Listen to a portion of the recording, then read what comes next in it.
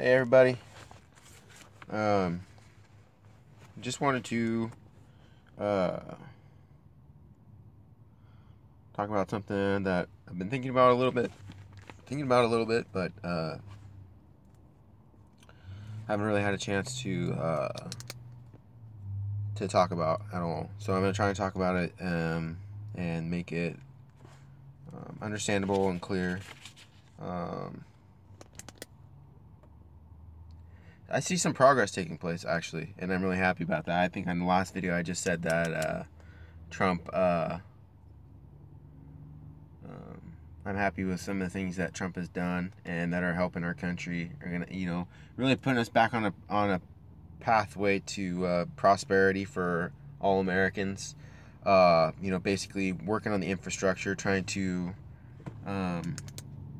get every American working in a livable employment. It's not just that I think it's just not just that I think that everyone should have a job and have the right to work.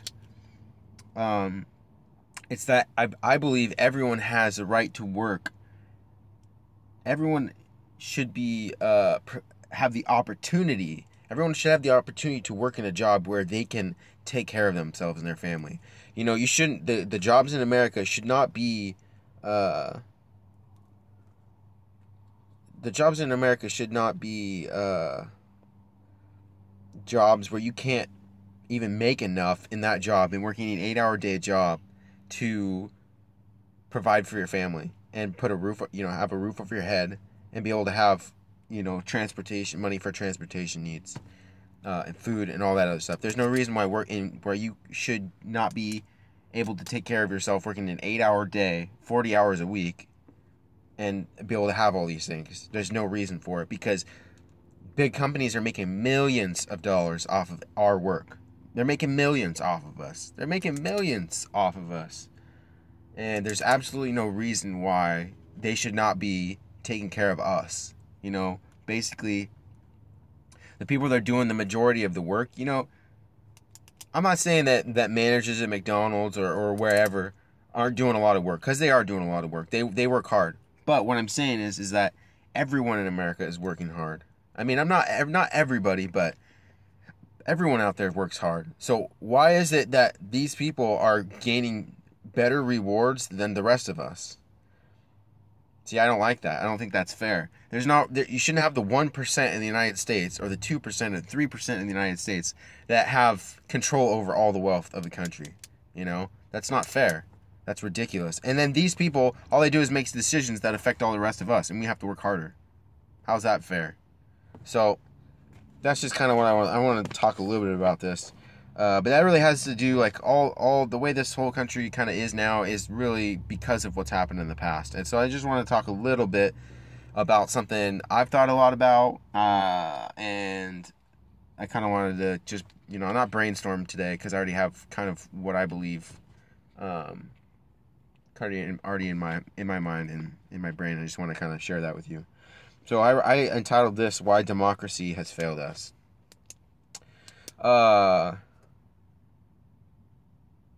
It's only like the last year, maybe year and a half, where I've really started to, like, my whole thinking is totally shifted from, like, I used to be really, really, like, capitalist, pro-capitalist, pro-democracy, but I really believe that capitalism has failed the United States. It's failed us, like, miserably, over and over again. And it's not because people shouldn't be allowed to represent themselves. I think everyone should have a say in, be able to have a say in what happens. But that being said, I also believe that not everyone makes the best decisions. So how do you have how do you have a system of government in place where everyone has a say in what happens, but everyone doesn't have to suffer the consequences of making stupid decisions, of ignorant people making stupid decisions? How do you have a government where you can eliminate most of the stupid decisions, the consequences of stupid decisions? And the only way that I can really think will actually work, and where you can still maintain, you know, where everyone still has a say in what happens, is National Socialism. That's the only way, really, because National Socialism is a meritocracy, and I'm going to get into this a little bit more. But I just want to explain, you know, why I believe democracy has failed us. So, a lot of people say, and I believe it's true, that democracy is mob rule. Well, I mean, they say that democracy is about. Liberals say this a lot. Democracy is about self-representation, you know, to government, where we basically go to the government and we represent, you know, we say to the government what we want to have happen. But that's not exactly how it works here in the United States. You know, they say our country, liberals say that our country is a democracy. They use all this rhetoric and stuff, but it's not really how it works. How it works is we elect people. So it's a democratic republic. So we speak to our elected representatives. Our elected representatives then speak to the government for us on our behalf in every state, all over the place. Whether they're senators, you know, House of Representatives, you know, that's just the way it works. Congress, that's how it works. So the people speak to the elected representatives, elect the elected representatives, and those representatives then go represent us in Washington, D.C. So that's how it works. So, but generally, but when they talk about mobs, like when you're talking about how it actually works, functionally, I mean, it works. That aspect of it works actually functionally pretty well because everyone has a say, but then also everyone has a chance to elect someone who then goes to Washington and works on our collective behalf. But it's really a democracy is not the same thing as a democratic republic, so they're different. And that's important because sometimes people will elect someone who then go therefore to Washington who won't do what's in the people's best interests. So there's a difference between what sounds good and what is actually good for people. So, and a lot of people don't understand the difference. So you'll have in a democracy, or a democratic republic, you'll have people out there who will get kind of suckered in to political message that actually doesn't work, which is what we found with Democrats. You know, it's not even funny, honestly. It's really the message that they give versus what the benefits are actually provided to the people.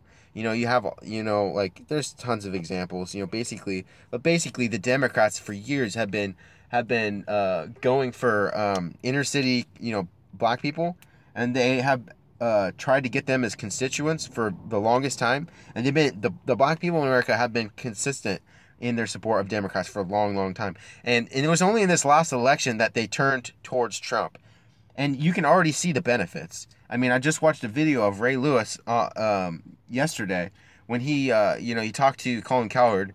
I just saw that video where he was talking to him about the meeting that he had with Trump and how Trump is and Ray Lewis, and they're actually having a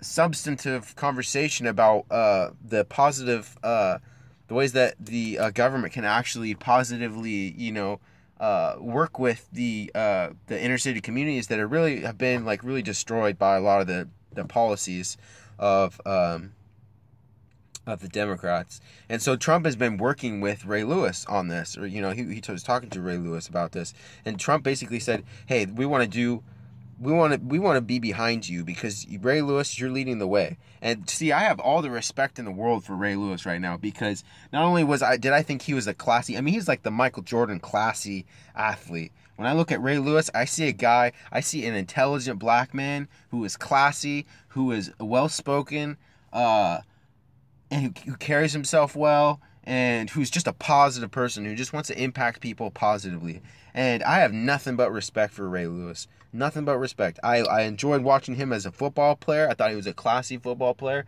Class act. I loved, he's a respectful person. And I have nothing but good things to say about Ray Lewis. So that's definitely a positive. So, but democracy is a kind of essentially mob rule. So you have like all these people getting together. We vote on different things. But generally, mobs don't make very intelligent decisions. Um, and that's because, like, in a group of people, you have a mixture of both intelligent people and not as intelligent people. And I'm not disparaging unintelligent people. I think intelligence has a lot to do with opportunity too. Because certain people don't have access to, colleges or universities. They don't have access to information that other people have access to. I myself admit that I'm not as intelligent as somebody who's a big business person.